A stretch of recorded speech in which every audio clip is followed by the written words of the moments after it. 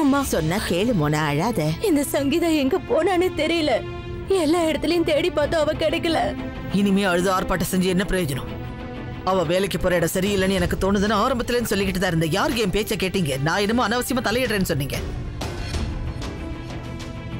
நான் எத்தனை நாளா கேட்டுட்டு இருந்தேன், சங்கீதா எங்க வேலைக்கு போறா, அந்த ஆபீஸோட அட்ரஸ் என்ன, அவளோட பாஸ் யாருன்னு கேட்டேன். யாராவது ஏதாவது சொன்னீங்களா? கேட்டா எனக்கு குழந்தைய வளர்க்க தெரியாதுன்னுவீங்க, அனாவசியமா பேசுறேன்னு சொல்லுவீங்க. இந்த காலத்து பொண்ணுங்களுக்கு எல்லாமே தெரியும், அவங்க புத்திசாலின்னு சர்டிபிகேட் கொடுப்பீங்க. ஆனா இப்ப என்ன ஆச்சு? ஒருத்தி தேடிக்கிட்டு இருக்கோம். புத்திசாலி பொண்ணு தானே தானா திரும்பி வருவா. ஏன் அழறீங்க?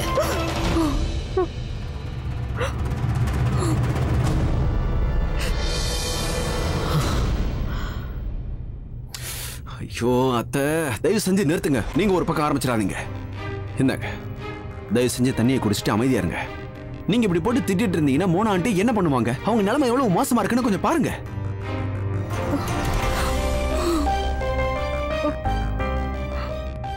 அப்புறம் இன்னொரு முக்கியமான விஷயம், வேணும்னு யாருமே தப்பு பண்றதே இல்ல. ஒருவேளை குழந்தைங்க தப்பு பண்ணிட்டாங்கன்னா மறுபடியும் அவங்க தப்பு பண்ண மாட்டாங்கன்னு பெரியவங்க நம்பணும். அதுதான் பெரியவங்களுக்கு அழகு. நானும் அதை ப்ளீஸ் எதுவுமே சொல்ல வேணாம். முதல்ல யாரையும் திட்டாதீங்க.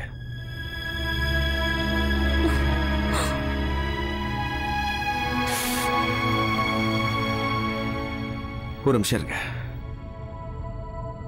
சித், சங்கீதா எங்க இருக்கான்னு சொல்லுப்பா. அவளை கடத்திட்டாங்க.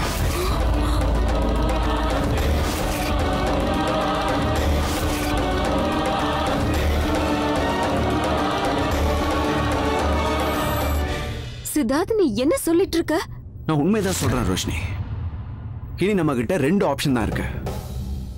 ஃபர்ஸ்ட், விதியை குத்தம் சொல்லிக்கிட்டு நம்ம எதுவுமே செய்யாம எல்லாரும் சும்மாவே இங்க உட்கார்ந்துட்டு இருக்கிறது. இப்போ ஆப்ஷன் நம்பர் 2, நம்ம எல்லாரும் களத்துல இறங்கி எப்படியாவது சங்கீதாவை தேடி வீட்டுக்கு கூட்டிட்டு வர்றது.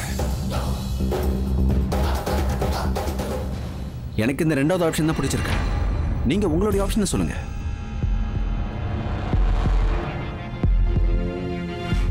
நான் உன்னோட பக்கம் தான் சித்தார்த்.